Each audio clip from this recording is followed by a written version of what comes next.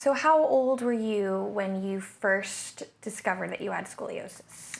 I was diagnosed when I was 8 years old, and it was just through the typical forward bend test.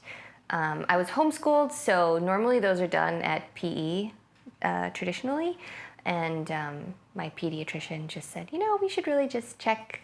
And when I did the forward bend, one rib was higher than the other, and so from there I went to see a specialist, and then they took an x-ray and found I had a C-curve of 17 degrees.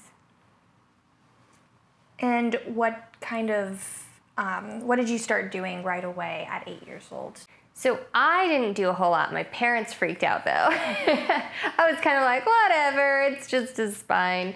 And my parents immediately wanted like a second opinion and, started researching.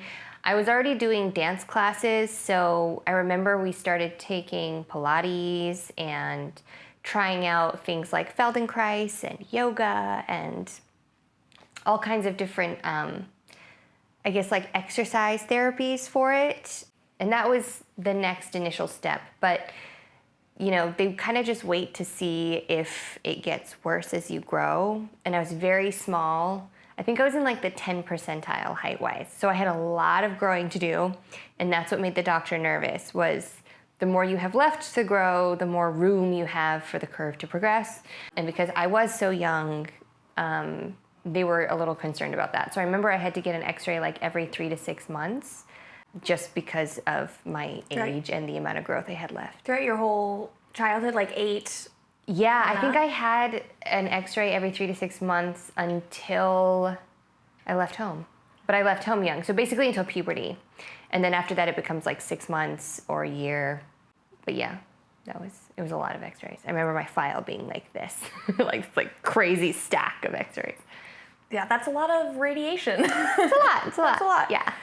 The exercises that you were doing, did you notice anything that was helping, or do you think it was just giving yourself something to do? So I enjoyed taking all these new types of classes. I remember really liking Pilates, and I really liked the reformer. That was my favorite because you got to like jump and do all these things. And then some of them like got better results than others, but they were harder to get. So like Feldenkrais, I got really good results, but the sessions were much more expensive, and there was almost maybe 1 or 2 people in the whole state that we could find that did it. So it was much harder to get an appointment. It was much harder to consistently do it because it cost a lot more. Same with gyrotonics. I really like gyrotonics, but same thing. It's way more expensive. It's usually a private lesson. There's not that many practitioners. So it's not like super accessible, unfortunately. And then by the time I was 9.5, my curve had progressed to 27 degrees. And 10 degrees. so 10 degrees in about a year, I think. And usually they brace around 25 degrees. So they said, you're gonna have to have a brace. And I remember at the time thinking like, okay, I'll just have a brace. Like, it didn't register what that meant. Even when I was getting fitted for it, which is pretty dramatic because it's like getting a full body cast, and then they like squish it to you and hold it while the plaster sets, and then they saw it off of you. So they put like a tube in there, and then they like take a rotary saw, like a handheld, like looks like a really intense pizza cutter, and they just like, and they like cut it off of you like right here. It's pretty dramatic. And you were 9? I was 9.5. 9. It's so weird how when you're little you add like halves and fractions to it. But yes, I was 9. 9 in 3 months. So yeah, they like saw it off of you, and then a week later you go back and it's like this big plastic thing, and it's still a little warm right before you're fitting. And then there's like, I remember it had 3 buckles with a big Velcro strap in each. And the first one I had, they like fitted it, and then they added like extra foam pads inside to like press the different ribs. And yeah, and I remember by then, I think probably by the time I got it, I was like almost 10. And I remember the drive home, my parents were crying, and I was like sitting there in my like new brace, and I kind of thought it was cool, like I had Bugs Bunny on it, and I just was like, who are you? I have Bugs Bunny on my chest. What are you freaking out about? Why are you so upset?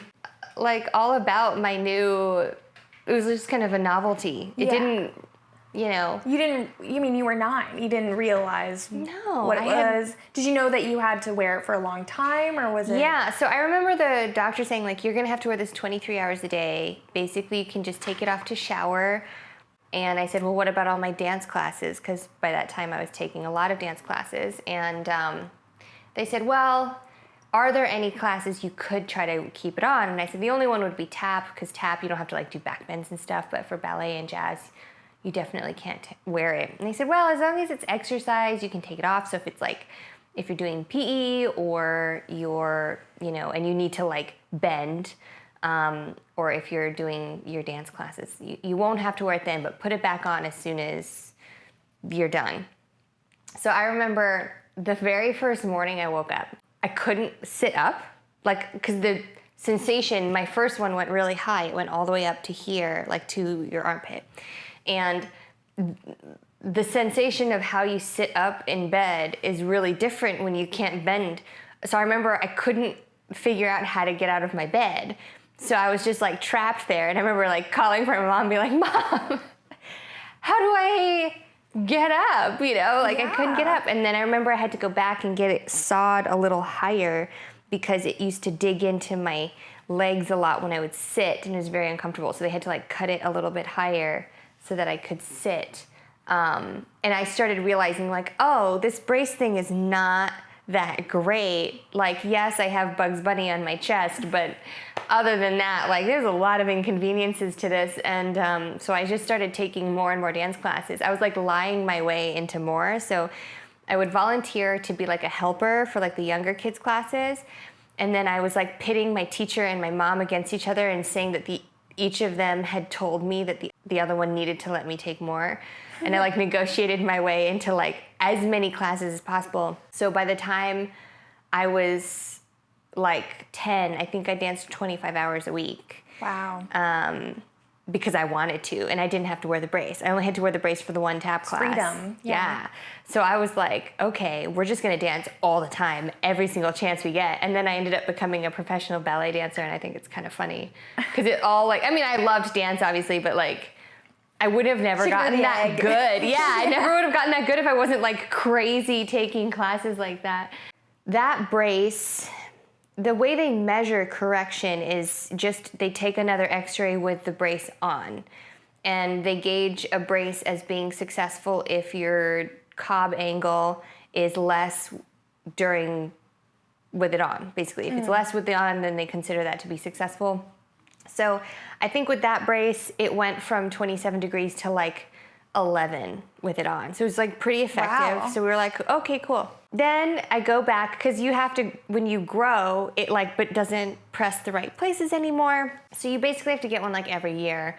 So I remember going back and I had an S curve now. So I had gone from one curve to 2 curves. And so I developed this like upper curve sort of above where the brace stopped. And so they were like, okay, you definitely need to have like another brace. So I got my second brace, and that one was considered very effective. How many braces did you have altogether? 6. Yeah, I had 6. I had one pretty much every year, and I wore it for about 6 years. I can't remember which one it was exactly. I keep thinking the first one was Bugs Bunny, but it might have been Taz, because Taz was my favorite character, I think. I don't know, I liked Looney Tunes. I always got a Looney Tunes character. I also liked Marvin. I don't remember which one it was. I have them at home. My parents have saved them. I will get footage of them. It's also crazy to see how little the first one is, and you're just like, oh my God, it's such a little person. Anyway, but there was one brace where I had 2 curves at this point. They considered it my most successful brace. And it was the most painful thing I've ever experienced. So I think in that brace, by that point, my curve had sort of just continued progressing. Like, I'm pretty sure I had a full-on S curve, and the lower one was always in the 20s, and the upper curve was always in the high teens. And in this particular brace, it was like 11 degrees and 7 degrees. So they considered it to be like this wild success. But it was so restrictive, and the wear, like by that point, they had cut it lower because I started getting like development in breasts, and then they have to chop the top of it off because it like is really painful. But the placement of it and the way it was positioned, and it was really, really tight. Every time I take a really deep breath, a rib in the front would like pop and like dislocate a little bit. And I remember I had like a constant like bruise from the like just like dislocation of that joint, like the subluxing of that joint in the front, like over and over and over again, because it's all cartilage, so it can bend, but yeah, it's very movable. Clearly, like something kept popping in and out of place. It was very painful. It was very sharp, like hot, searing pain every time. And they didn't want to change it because it was so successful. So they were like, just try not to breathe so much. Oh yeah. Like don't breathe so hard in it, you know? And I had like big calluses. Like I just remember like I looked like I had been thrown down a flight of stairs with like big calluses and like bruising. And it was just, I think probably just a little too tight and a little too aggressive, the way they did it. But because it corrected a lot, it was every doctor was like, oh, this is the best one. I was like, I'm dying. It really hurt. Doesn't feel like the best one. Yeah, and I think that's the one where my mental health really started getting affected, because I was just always in pain. That's really hard for a kid. I mean, I think it's really hard for anyone to be always in pain, but you don't really understand as a child like what pain is doing to you mentally. So I just remember having a lot of issues that started happening to me around then. And that was, I think, when I was about 13, was that brace. And you're already also 13. You're like hitting your teenage years. You're like pre-puberty.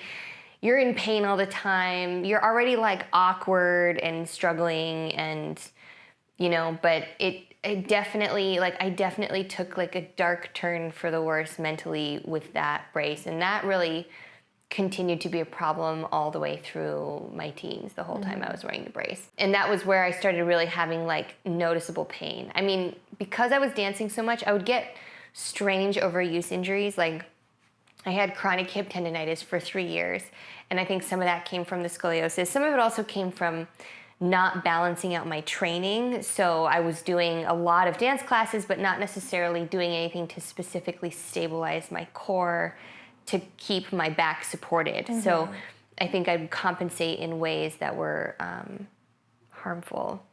But yeah, that was the brace.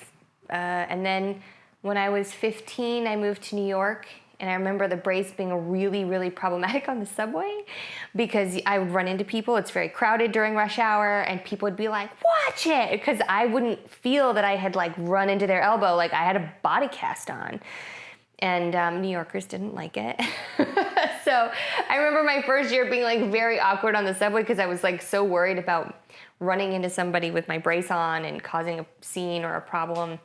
And when I was 16, I was like, screw this, I'm not wearing this anymore. So I just started wearing it only at night, which was actually really bad, because again, I wasn't doing anything to stabilize the muscles when I didn't have the brace on. So just wearing it at night meant I was just not as supported during the day. And the brace also, I think, makes you a lot weaker, because you're not doing exercises in the corrected position. You're just being held up, so your muscles actually get really lazy. Oh, wow. And then you take the brace off and you're trying to do all this exercise, and they're like not really prepared to support you consistently. So it was a strange thing where I started having a lot of pain because my back was really unstable. So some days I'd wake up and it would be a lot more corrected, but it would never stay, because it wasn't actually like muscular support. It was just that overnight I was being held in a more straight position, and then I'd wake up and take the brace off, and my back would just sort of like, yeah, and then that movement backwards was really painful. So that was like a whole new set of problems that I had. So when I was 16, my curve had progressed, and my angles were, I think my big angle was like 48 degrees, and then my upper angle was in the 30s, maybe 35, something like that. And so I went to see a doctor in New York, where I was living at the time, and he was like, you absolutely have to have surgery. I actually don't even remember what doctor this is. I don't know if I even have the records. I wish I did. I obviously at that point I was under contract and I was a professional ballet dancer with ABT Studio Company.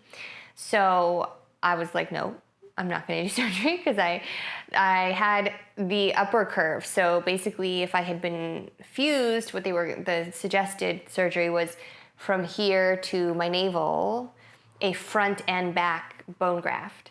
And so that's like a 3-week recovery for each side. And then it's like 6 months before you can, I think it's 6 months before you walk unassisted or 6 months before you can jog or something, but it's about a year-long recovery. And they were like, also you won't bend from here to here. And I was like, so how am I supposed to dance? And they were like, oh, you probably can't do that anymore. One guy was like, oh, well, doesn't dance mostly use your legs? And I was like, when is the last time you went to see some ballet? Clearly, you don't know what you're talking about. Not at all. So I said no because I did not want to give up my dance career yet. And his response was to tell me all these terrifying things about what would happen to me if I elected not to have the surgery. And I was 16 at the time. I did not have a parent or guardian with me because I lived alone at the time. And so just this doctor telling this like 16-year-old girl like that my life was over if I didn't have this crazy surgery, which would mean my life was over in a different way to me. Like dance was the only thing I ever wanted to do. Yeah. And they were gonna be like, yeah, so you can't do that anymore. But guess what? You'll live until you're 90. And I remember thinking like, I would rather die younger and live the life that I want than live a really long time and never get to do this again, Which is ironic because then I blew my knee out like 2 months later and my career ended. So like I made this decision, or maybe I blew my knee out. No, I think I probably blew my knee out like maybe 4 months later. Wow. But it was like already under contract. So I knew that, yeah. Anyway, so, I think it just wasn't in the cards. The universe was like, hey, kid, sorry. We know you love to dance, but we're going to throw you into a whole new direction. Not subtle. Not subtle. But, nothing in my life has ever really been subtle, so that's okay. But, yeah, and the thing is that, like, I didn't think much of it. I remember crying after that doctor's appointment, and I think I cried during the doctor's appointment because I was like really upset that I felt like the doctor gave me no options. And at that point, I did a lot of Rolfing, which is like the deep tissue therapy, which was keeping me moving. Like that really helped me be able to dance. The fascia release stuff. Yeah, and it helped me prevent a lot of overuse injuries. So like all the tendinitis and stuff I had struggled with when I was younger, Rolfing really helped me manage that stuff as I became a dancer. So by that point, you're dancing like 40 to 50 hours a week, and I was able to do that without like crazy injuries all the time. I had some knee tendinitis, but for the most part, able to be pretty much unscathed, and Rolfing was a big part of that. So I told him, like, I do Rolfing, I did yoga and hot yoga at the time, I did gyrotonics, I was like, I do all these therapies, they really help me maintain sort of my strength and everything, and he was like, yeah, none of that works. And I think that's one unfortunate thing about what a lot of doctors say, in America at least, is that they not only don't recommend alternative therapies, they actively discourage it. So I remember my mom asking about, we're doing Feldenkrais and we're doing yoga and we're doing Pilates and we're like trying all these things, and the doctor was like, stop doing that. And his reasoning was that if we did all that and I ended up having to have the surgery anyway, that I would think that I had failed and I would feel bad about myself. Now he cares about your mental health, huh? Yeah. So, but it was like a thing, like he almost made my mom feel like a bad parent for wanting to try alternative therapy. Like that it was putting the responsibility on the child, which was unfair, and that it was so doomed to fail. Why would you put your kid through that just to make them feel bad about themselves later. And obviously, I think that that's very backwards logic. But that's very common. It was like no physical therapy. It wasn't a thing. And I remember we sought out a guy who was in Northern California at the time. His name was John Claude West, and he actually had built stuff from some of the like Pilates apparatus. He had custom designed like a rotating board so that the top and the bottom, like the hips and the thoracic sections, would rotate separate of each other to like help do specific exercises. And I think I went to see him when I was like 12. But the thing is, by that point, I was so in a place where I didn't want to think about my back ever. Like I guess it's maybe a type of denial. I don't know exactly what you would classify it as, but I didn't want to do my exercises. I didn't want to do, because a lot of them were like looking in the mirror and doing these like small movements, and I just didn't want to even think about the fact that I was different. I didn't want to think about the fact that I had pain. I just wanted to be like a normal kid. And so I was very resistant to doing the exercises because I was like, what's going to be so great about this guy, you know? And I wish I had a better attitude about it then, because probably the stuff he was doing was good. I don't remember it that well, but I remember it being scoliosis specific, and knowing what I know now, I think anything would have been better than nothing. So that was unfortunate. But I know, we could go back. Well, we just didn't have a concept of long-term care. Because you don't have that. I mean, isn't that something they've learned about teenagers, is that like their prefrontal cortex like can't actually envision the future? Literally can't. So like, yeah, it's, well, and the other thing is like the way I handled scoliosis was disempowering. Like everybody kept telling me all the time there was nothing I could do, and that the effort I was doing wasn't going to help.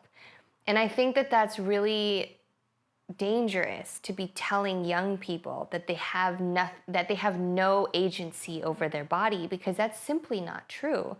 I mean, in the teaching that I've done in dance, I've been teaching for 20 years, and one of the things I have learned is that human bodies are capable of amazing things, and they can change shape, they can change range of motion. You can go from being like clinically obese to a bodybuilder in a matter of like a few years, if that's a goal you want to do. Like our bodies are phenomenally created to like achieve change. Like it's really crazy. And so just to tell like a young person who is in their like prime of growing and have so much healing ability, like you're never going to heal faster than when you're like in middle school. You know, so to tell somebody like that, like there is nothing you can do to help yourself, is such a horrible mindset to like plant about their physical health. And that's something that I think would be really helpful in the way scoliosis is treated, is just to show people like, okay, so maybe you're not going to wake up one day and not have it anymore, but you could actively manage this in a way where you're not going to be in chronic pain from the age of 25 or 18 or whatever. It strikes people surprisingly young, the pain aspect of it. Like that you actually don't have to just give in to the powers that be and be like, that's it, I'm screwed, there's nothing I can do, I'm doomed to just suffer. And if they could give us that hope a little sooner, so that we approach the whole thing with more determination and a sense of what we're able to accomplish, I think that would be amazing. It seems that you and your parents were in the dark in terms of things to do, that like you guys were kind of just guessing as to. Yeah, I mean, there wasn't, because it was in the 90s, there wasn't like information. So I remember, you know, we had internet, but it wasn't like everybody in their entire network had a website or an Instagram or a Facebook page or a club, or, you know, it was like maybe we'd find a clinic somewhere that said they did scoliosis treatment, but half the time it was in like a foreign language, and it was just really hard to find out information of what to do. And then when you would try to ask your doctor about it, they'd just shut it down and be like, it's an absolute waste of time. And I think that's a huge issue, is like most of the time you'd go to your doctor and they'd just be like, that doesn't work. Like immediately. Mm-hmm. There was no like, oh, well, I had a patient where it worked and I had a patient where it didn't. It's like, I've never heard of that. It's obviously bogus. Forget it. Yeah. And that was always the attitude. So it was very discouraging, because it was like every road was a dead end. Yeah. And we were kind of just like free for all. It was very much decided based on what we visually saw. So like sometimes after a Feldenkrais session, I'd be like a ½ inch taller from like my curves lengthening. So we were like, well, that's data, like that counts as something. Or after Rolfing, like my hip tendonitis was better, or like my neck didn't hurt. So then we would kind of just choose based on that, and also based on what we could afford, because a lot of it's expensive, and we didn't, we had limited funds. So it's like, what is the most cost effective versus results that we could do. And, it was, like I said, it was hard, because I look back and I remember not wanting to do my exercises and like not wanting to think about it. I just didn't want to look in the mirror every day and think about how I was crooked. And that was the biggest, if there's one thing that prevented me from doing better and progressing my curves to a healthier place, it would be that mindset that I felt like it was such a futile effort. Like that there was no hope. It was just like, well, you're totally doomed anyway, so why bother? So even though I was doing it, there was always this sense of like, well, the doctor said it won't help. Yeah. And it's hard. And that's something that stuck with me until I was 28 and I found the clinic in London. And that was when I finally was like, oh, there is something I can still do about it. Because after that doctor, when I was 16, I never went back to a scoliosis doctor. I never went back to an orthopedic surgeon. I was like, fuck these people. Yeah, you were just on your own. Yeah. I was like, I don't want to be told, I don't want to sit through that conversation again. Yeah. I didn't want to listen to how I was going to die young. I didn't want to listen to like all the horrible things that my organs would go through as they get crushed during pregnancy. Like, no, thank you. And looking back, I kind of just went, well, if he's right, then I only have like 30 more years before my life is over. So I better just kind of like make the most of it, because I'm gonna die young anyway, according to this guy. And that really led to a lot of like poor decision making on my part, where I didn't think about, teenagers maybe they don't have the ability to make decisions based on their future, but I felt like I didn't have a future anyway. Yeah. And that was really damaging. So it just became this like, I don't have it sort of attitude. Like I just pretended like I was fine. Mm-hmm. I did, pretty shortly after that, I blew my knee out. So like my priorities changed to like learning how to walk again. So that was like a whole nother chapter of my physical. We'll make another documentary about that. About knee recovery. But ultimately, by the time I was recovered from that knee injury and the surgery and all of that, I was pretty set on just like pretending like I was a normal kid with no back problems, except that I did. And I successfully ignored it for about 8 years. And then when I was like 23, 24, I started having like problems. Like my arms would go numb while I was teaching. And my wake-up call, well, one of a couple, but one thing I noticed was when I was 24, I had made this film with a friend of mine at the time, and it had done really well. And I remember there was a day that we had a film festival and I dressed up and I had this sort of like corset top on, and I just felt really pretty.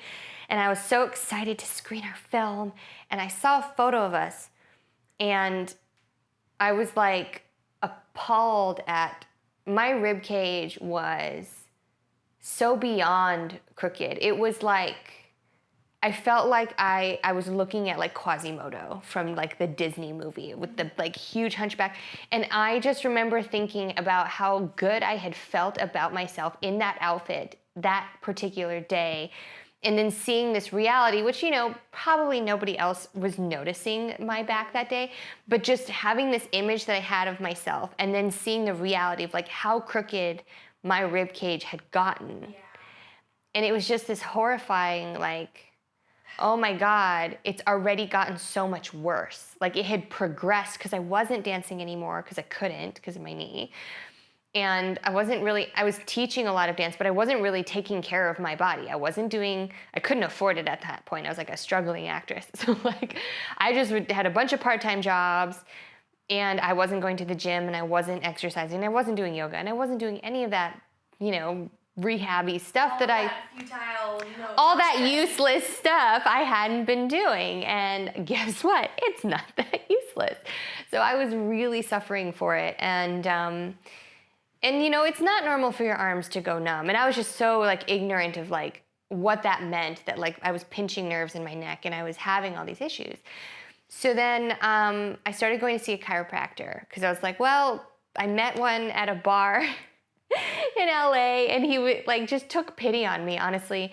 And he would let me come in for like 25 or 30 bucks at every treatment. And I would just go 2 or 3 times a week. And we really started working, just like getting mobility back. By that point I had like nerve damage. So there were whole chunks of my back that had no feeling anymore. So there was a lot of treatments just like trying to like stimulate the nerve growth and get some blood flow back and get some movement back. So I was doing that, and then I was working with his sort of protege, another chiropractor that she was training with him. So the two of them really helped me out over the next few years.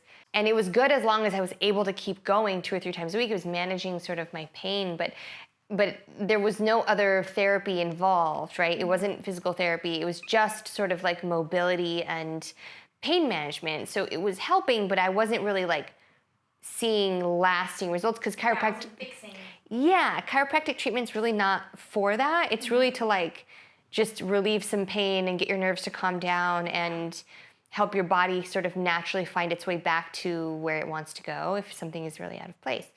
But with scoliosis, your body doesn't know that something is out of place. Yeah, your body never had a place. Exactly. Yeah. Your brain doesn't realize you're crooked, so you just live your life being like, this is what it is, and your brain is like, whatever, we have some pain, but that's okay. And you don't realize like that mechanism that chiropractic is really useful for is a little bit limited because your sense of center is off. So it can only do so much. And so basically by the time I was 28, that was sort of my big wake-up call because I was really, really sick almost the entire year before. I had like 9 chest infections the year before.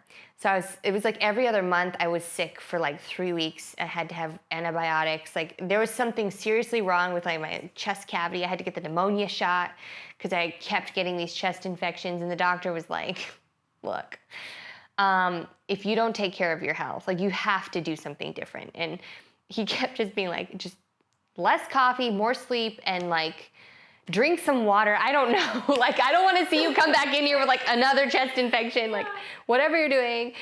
But I have a huge thoracic curve, so I knew that it was part of that. And yes, I had a very high stress lifestyle. I worked in entertainment. It's like long days and I wasn't sleeping enough, sure. But there was a reason I kept getting these chest infections, and a big part of it was when I was having allergies or a cold, like my chest cavity is not straight, so things like coughing don't do what they're supposed to do, and they just get stuck and I get an infection and then I'm really sick. I started having that issue. I was so sick all the time, and then I started like throwing my back out all the time. So there would be days where I'd like try to clean my bathtub. That was like the culprit number one. I would try to clean my bathtub and then I wouldn't be able to get up off the floor for like 5 hours. I was in so much pain. And then all of this sort of culminated at one of my best friend's wedding, where I was in the wedding party. I was one of the bridesmaids. And like, I could barely walk through the ceremony. Like I had to constantly lay down. And I remember feeling so guilty because everybody had to keep helping me. And I was like, this is not my, like I'm taking away from this person who I love. Like I'm taking away from her day because I'm like such a cripple. I can't get through like a normal afternoon without somebody helping me get up off the floor because I had to keep laying down, or like I can't sit for more than 45 minutes without like having to move. And they were like, well, it's a wedding, so here's some champagne. And then it was like a constant like champagne and then Advil, which is really bad for you. I was like, but that was like the only way I was getting through this wedding. And then even with all of that, my pain level was just at sort of a maximum. Like there was this definite sort of internal voice going, you actually can't do this much longer. Like this is not a sustainable way to live. And my mom had found the website for the Scoliosis SOS Center in London. And at this point, I was still very much like, I don't want to deal. I don't want to think about it. I was very defensive and very resistant to people trying to help me with my scoliosis. I didn't want to hear people's advice. I was just so over it. And she really begged me to go. And the fact that I was like, I don't know if I can walk was like a big factor in me saying yes, because I was like, okay, if I'm 28 and I can't walk, like I thought that wasn't going to happen to me until I was 40. I still thought I would die young, but I thought I'd like be fine until I died. And I didn't realize that like, oh, there's like a whole couple decades where you could just be miserable before you die young, right? So I was like, okay, wait a second. So I'll go. So I went, and I went for a month, and it's very challenging because I had such a mental block about treating my scoliosis and about doing exercises and about people telling me how to help it. Like I didn't want to hear anybody's opinion on it anymore. I was so over it. But I went, and they do something that I think is so key to why that system works, and I think it's so key to helping people here in America get better results, which is that they do a weekly scan. So you actually see your progress, and then you see your scan from the first day you arrive to the last week scan. So it's basically a month apart. And I not only grew 1.6 centimeters, my rotation decreased, my shoulder placement improved. Like I saw like hints of a waistline. Like it was wild. Tangible. It was a tangible result that you went, oh my God, you can do something about this. Like that, you're not doomed anymore. Like, and my pain was so much less, and I was sleeping better. And it just like, I mean, it's crazy because I've gone back every year for 2 weeks, and I think I've gotten sick once a year since I went. Wow. So it just has like opened up this whole world of possibility of like, maybe I can do things like dance and not be in pain. Maybe I can run a mile someday. That's one of my big goals. I'd like to be able to run a mile because I've never run a mile before. Maybe I can, do something that's like cardiovascularly difficult and not have to worry about whether or not like my ribs start collapsing and I can't finish, and not having to be on multiple rounds of antibiotics every year helps. Like my clothes fit differently, and like all of a sudden there's all these fashion options that I didn't have before. I used to shop almost exclusively to cover up my rib cage, and yeah, so it's just a very empowering thing to have this like very measurable, tangible difference in a positive way handed to you. I mean, it's hard work. You're doing 6 hours of physical therapy a day in that initial month, but like just seeing that you can make a difference. And even when I was not great about doing the exercises, I have never slid back in all these. It was 2018, May 2018 when I went. So now it's July 2021. So yeah, so it's like 3.5 years almost. 3 years, over 3 years. And like, even when there have been times where I have not consistently done my exercises, I have never gone back to where I was before. And have your percentages, like your cob angle has changed? So I have not been able to get a full spine x-ray because I had an x-ray because of my car accident, but like they won't give me the x-ray. I know. Yeah, I've been noticing that. So the next time I go to London, I'm actually just gonna go. They have like walk-in clinics where you can pay. It's like $180 or something, but you can just like it's worth it for me. Europe. Yeah, Europe. So yeah, I will get an X-ray because I'm very curious to see what my angles are. Yeah. I think it would be wild to see the difference between. Because my last X-ray was like in 2016 when I was like it was when I was 26. So yeah. And then on a daily level, like pain-wise, what are what do you feel now? When I sit too long, I still have some issues, but I'm working on that. I've gotten to a point where I can actually start trying to strengthen some of my like back muscles, my like lower back muscles. And when I do that, that helps a lot. I mean, the improvement is insane. Like I went from literally not being able to sit more than about 30 to 40 minutes at a time to I can now like drive from California to Arizona in one go and I'm okay.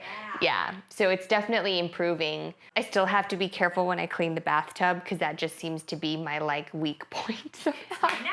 Yeah, maybe it's just a sign that I shouldn't keep cleaning the bathtub. You need to get some help. Yeah, I just need to like hire somebody maybe for that one. Yeah. But overall, I mean, I'd say just on a daily out of like 1 to 10, 10 being the worst, 1 being no pain at all, I used to live around like a 7 or 8, where there would come a point throughout the day where I like couldn't continue whatever I was doing. I had to lay down, I had to stop.